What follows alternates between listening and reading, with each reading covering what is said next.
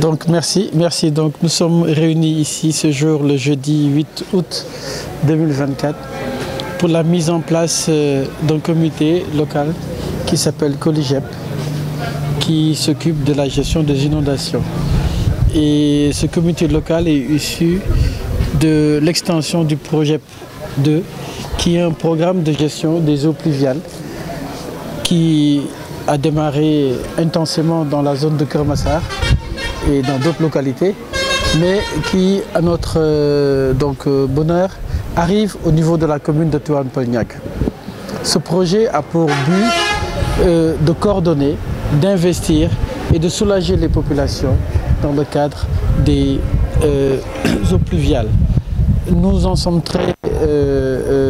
ravis parce qu'en fait le conseil municipal et moi attendons impatiemment cette phase-là qui va nous permettre dans les moments à venir de vivre autrement l'hivernage et la saison des pluies d'ordre général. Les partenaires sont là, nous avons l'ADM ici présent qui accompagne ce projet et nous avons aussi le cabinet Gérald qui est là aussi, qui accompagne sur tout ce qui est ingénierie sociale pour la réalisation et le développement de ce projet dans la commune de Tivaouane Peulh Niaga. Il faut savoir que c'est une commune qui a le plus fort taux de progression démographique du Sénégal. Nous étions 43 000 il y a moins de 10 ans. Aujourd'hui, nous avons 125 000 âmes dans la commune de Tivaouane Peulh Niaga. Raison pour laquelle un tel projet est très important dans notre environnement. Il faut savoir que nous ne bénéficions pas d'un plan de lotissement ou d'un plan d'aménagement global. Parce que Tivaouane Peulh Niaga, comme vous le savez, Niakourab, c'est une commune où chaque mois nous avons des milliers, voire des centaines de familles, donc milliers d'individus qui viennent emménager dans cette collectivité. Et malheureusement, à leur arrivée, c'est des zones où il n'y a pas d'eau, il n'y a pas d'électricité, il n'y a pas de voirie, il n'y a pas de plan d'aménagement pour le drainage des eaux pluviales. Donc aujourd'hui,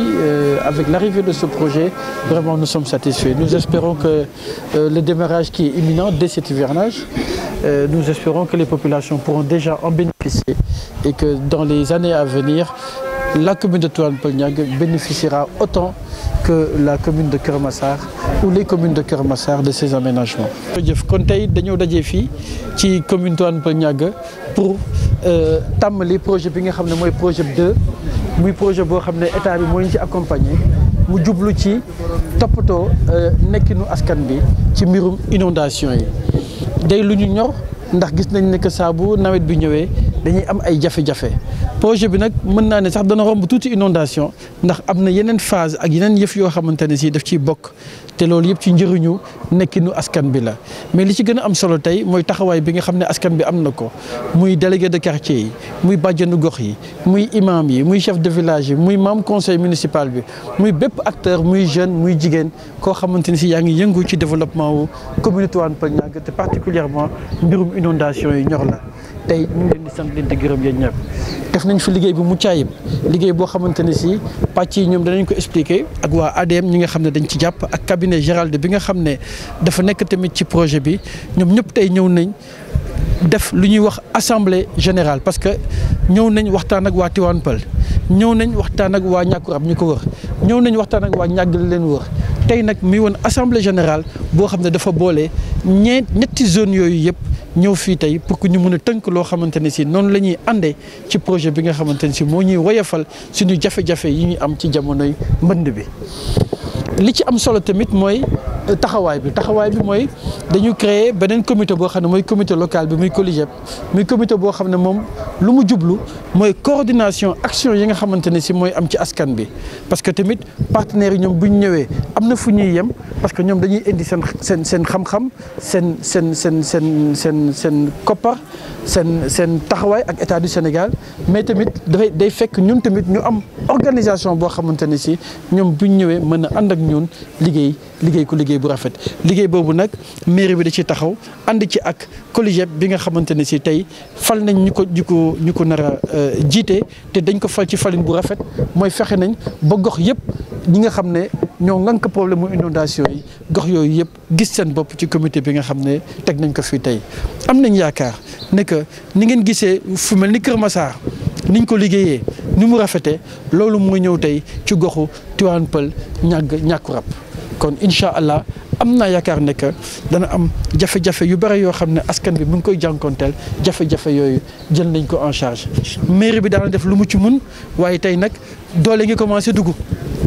ndax ku ñëw Tivaouane Peulh gis ngeen ay tali karo yu rafet yoo xamante ne si def nañ ko ci biir dëkk bi tali karo yooyu day continuer day ñëw ñàkku rab day ñëw ñàgg wolof ak problème tamit drainage des eaux pluviales mooy bu tawee mbënd bi ndox bi fan lañ koy jëmalee naka lañ koy defee loolu yëpp le programme bi ëmb te kon lu ñuy ñaan rek mooy askan bi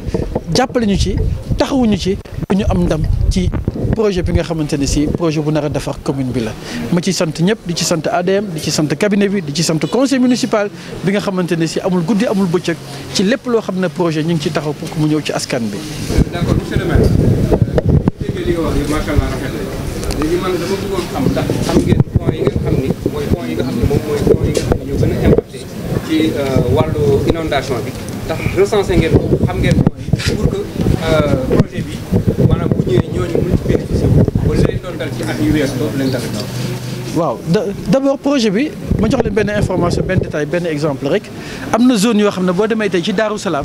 am na déjà loo xam ne ñu ngi ko fay liggéey ba ñu autorisé leen pour ñu mun ubbi yoon bi pour mën a jëlee ndox bi Daaru Salaam dugal ko ci canal bi nga xam ne mooy dem après ci boru géej gi mais il faut xam ne que ñun du gulet ci ñun problème mu inondation problème mu inondation yi zone yi gën a métti fii ci inondation ñàgg la ñàkku rab la zone u Daaru Salaam bi foofu mooy waaw su ma nee ñàkku rab Daaru Habib boole naa ko ci parce que même kii bi la foofu mooy zone yi nga xam ne léegi am na zone yoo xam ne daan nañ fa dem daaw ak daaw yu jéeg mairie bi daan na ñëw jàppale askan bi sapeurs-pompiers yi daan nañ ñëw programme inondation bi mooy programme bu état bi tamit daan na ñëw di ci jàpp mais ñii bu njëkk dañ daan def ak li ñu woowee les moyens de bord mooy dañuy indi li ñu mun suñu moto pompe wala jàppale carburant wala indi ay tuyaux ànd ci askan bi mais ñii dañu ànd ak ay techniciens dañuy ñëw def étude bi nga xam ne mooy permettre bu ëllëgee ñun ñëpp kenn dootul jógati ndox bi bu tawee rek danañ xam fan lay jaar fan lay walangaan ba fan lay génnaatee donc foog naa ne que déjà ñun sant suñu borom parce que daaw jamono bi ci taw bi ci nawet bi jamono bi metti woon na ba pare waaye ren ñi ngi xaw a rafet njort nañ ñaan yàlla rek ndox bi bañ a bare ba indi ñeen jafe-jafe yi mais muy mairie bi muy administration def nañu ay réunion du benn yoon du ñaari yoon du ñetti yoon pour bu fekkee taw bi ñëw na ban taxawaay lañ mën a am ci inondation bi mais masuwaat askan bi ndax mënul taw rek ñu régler problème ñëpp ñi dañoo ñëw pour une solution pérenne mooy solution boo xam ne dafay des ñi loolu leen indi donc dañuy ñëw tamit ak ay koom-koom ak ay investissement yoo xam ne waaw lu takku la pour que mu mën a faj saafara directement problème bi donc jàpp naa ne ren dana metti ñu mën a wax lii la wala lii la waaye normalement déedéewoon askan mi war na gis njëriñu projet bi ci seen nekkin ci commune Tivaouane Peulh ñàkku rab. voilà ci loolu dañ lay ñaan yow en tant que maire nga gën a yokk communication pour permettre à ce que population bi aussi dégg la ci maanaam projet yu mel noonu bu ñu koy teg dañu ñaan yàlla mu nekk loo xam ne lu durable lay nekk mais avec la complicité des populations pour maanaam bu fekkee canalisation la ñuy def ñu bañ fa sotti ay mbalit bu fekkee canalisation bu normal la ñu def ñu bañ fa sotti ay bëna def n'importe quoi c'est-à-dire loolu damay ñaan nga inviter la population ñu am maturité boobu xam ni Sénégal ñoo ko bokk dañ ko war a def. waaw jërëjëf te loolu ngay wax noonu c'est rôle collégial bi la en fait c'est rôle collégial bi la il faut le. waaw mën nga ci enchaîner directement. waaw donc jërëjëf xam nga mbéjum kanam borom a koy fajal boppam man jàpp naa ne investissement bi ñu ko defee ku repp ba ciy dugal salte danañ la duma ci quartier bi. sama gis-gis la ndax nit yi duñ nekk ci ay jafe-jafe bëgg a defar am ñu yàq donc dëgg la ñun danañ ci communiquer pour rafetal. waaye jamono bi ñu toll nii jàpp naa ne kuy defar kuy yàq bu nekkee ci wetam bu yàqee rek askan bi daanu ci kawam mais tamit projet bi dama gis ñu liggéey ko liggéey bu intelligent c'est pas des canaux à ciel ouvert mooy Kër Massar yëpp seetlu naa gisuma fa ay canal yoo xam ne dañ ko ubbi bàyyi ko noonu canal yëpp boo ko seetluwee tëj nañ ko te am naa yaakaar ne que liggéey bu mucc ayib boobu moom mooy continuer fii te gannaaw bi ñu ko tëjee rek day tax ñu bare duñ ci mën a dem di branché wu wala di ci xëpp loo xamante ne si waruñ ci woon xëpp waaye am naa yaakaar ne que loolu tamit dana bokk ci communication bi nga xam ne danañ ko gën a dëgëral mais sànniwaale benn réponse ci li nga wax man am na benn défaut boo xam ne nangu naa ko mooy du ma communiquer damay dem def rek avance parce que noonu la ma yàlla bindee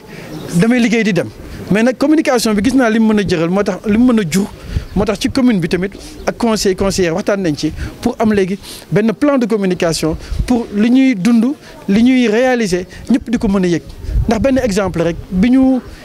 daaw bi sama campagne bi di jeex dañu doon wax dafa fi dara ci laa jël presse bi ñu wër li ma def lépp ñu compilé ko ci benn vidéo bi dawee bi ko nit ci xoolee dañ ne waaye lii kenn lañ ko fi def ndax ki nekk fii du xam li xew Bënnoo ba ki nekk Bënnoo ba du xam li xew ñàkku rab ki nekk ñàgg du xam li xew Tivaouane Peulh waaye bi ñu defee ci communication bi synthèse boobu yàlla def na mu jural ma sama deuxième mandat bi kon communication bi lu ma war a defar la ci man gën ko jubanti pour que askan bi di gën a mën a xam ci bis bu nekk ci lan lañ nekk. benn question rek moom moo nekk juste pour wax ndax projet bi ndax la jeunesse de la commune ndax dañ ci côté boo xam ne maanaam jeunes yi nga xam ne liggéeyuñu amul liggéey nekkuñu ci yenn situation yi ndax ñooñu projet bi war na leen mën a absorber ba pare ñu ngi ñu loolu laa bëggoon wax laaj ko. waaw jërëjëf xam nga ku liggéey moom dañ lay fay ku liggéey dañ lay fay projet bi du ay machine ñoo koy def ay doomu aadama ñoo koy def te jàpp naa ne que ñi ngi ci benn localité boo xam ne ñëpp comprendre nañ ne que bu ñuy liggéey dañuy jël ndaw yi ci zone bi ñu nekk bu dee xam-xam bi ñu soxla am na fi parce que tamit jëlal ndaw bi te amul xam-xam bi problème la mais jàpp naa ne commune bi ni mu toll xam-xam bu ñu soxla mi ngi fii ci biir am na fi te kon incha allah loolu ñoom dinañ ci gën a taxaw mais boo leen xoolee tey ni ñu tëggee colégep bi xool leen ni ñu ko defee. dugal nañ ci délégué de quartier yi dugal nañ ci bàjjenu gox yi dugal nañ ci jeunes yi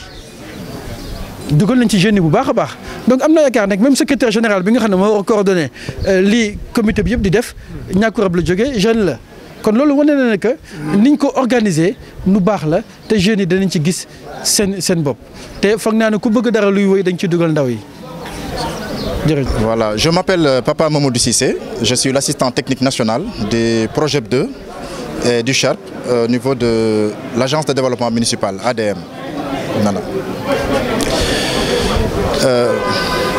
Aujourd'hui, l'agence de développement municipal est en train de mettre en œuvre le programme PROJEP. Donc c'est un programme structuré permettant d'apporter une réponse substantielle à la problématique des inondations dans la région de Dakar, notamment dans les départements de Keur Massar et de Rufisque. En fait, ce projet exécuté par l'ADM a été soutenu par la Banque mondiale et par le Fonds nordique de développement. Et évidemment, l'État du Sénégal aussi a apporté effectivement sa contribution pour aujourd'hui permettre aux populations de trouver des palliatifs par rapport à la problématique de la gestion des inondations. Ce programme prévoit en fait un certain nombre d'investissements à la fois au niveau social et au niveau technique. Sur le plan technique, effectivement, sur la base des différentes études qui seront réalisées sur le terrain, il y aura la mise en place d'un certain nombre d'ouvrages d'assainissement. Voilà, que ce soit des bassins, que ce soit des canalisations qui vont effectivement apporter